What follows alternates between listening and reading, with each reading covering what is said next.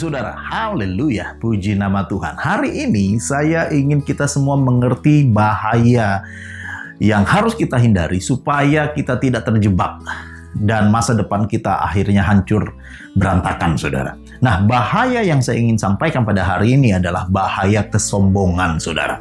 Karena saya pelajari tidak ada orang yang luput dari kesombongan.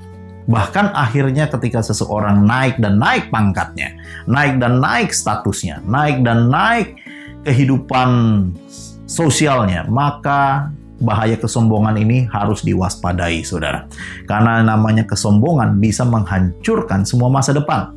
Dan saya tidak hanya bicara mengenai orang-orang biasa, tapi justru bahkan seorang raja, saya ingin sampaikan pada hari ini, akhirnya hancur kehidupannya oleh karena kesombongan. Coba kita lihat di dalam Yesaya 39, saudara. Ayat yang keempat ditanya oleh Yesaya, apa yang telah dilihat mereka di istanamu?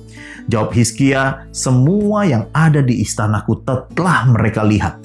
Lalu Yesaya berkata kepada Hizkia, sesungguhnya suatu masa akan datang bahwa segala yang ada di dalam istanamu dan yang disimpan oleh nenek moyangmu sampai hari ini akan diangkut ke Babel. Wow! Saudara sekalian yang dikasihi Tuhan, Hizkia kita tahu ceritanya kalau Anda membaca Yesaya pasalnya yang 39 ini, bahwa Hizkia terlarut dengan kebanggaan, saudara. Dia baru saja disembuhkan oleh Tuhan secara supernatural, dan kemudian ada tamu dari Babel.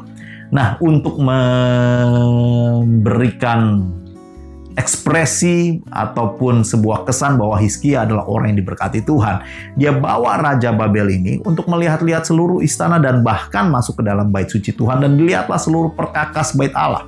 Tapi itu mengundang murka Tuhan. Dan akhirnya Israel, sejak Raja Hizkia dikumandangkan oleh Nabi Yesaya, suatu saat akan dibuang ke Babel. Saudara sekalian, kita mungkin tidak pernah sadar apa yang menjadi konsekuensi dari kesombongan. Tapi jangan sampai kita menyesal karena buahnya sudah menelurkan akibat dan akhirnya kita tidak bisa keluar daripadanya. Hindari masa-masa kesombongan, saudara. Walaupun kita semakin dipakai Tuhan, biarlah tetap kita rendah hati dan kita selalu berkata, hanya oleh karena kasih karunia Tuhan sajalah semua ini bisa terjadi. Jika kita tetap rendah hati, tidak sombong, maka saya percaya itulah salah satu kunci bagaimana masa depan kita tetap dipakai Tuhan. Amin.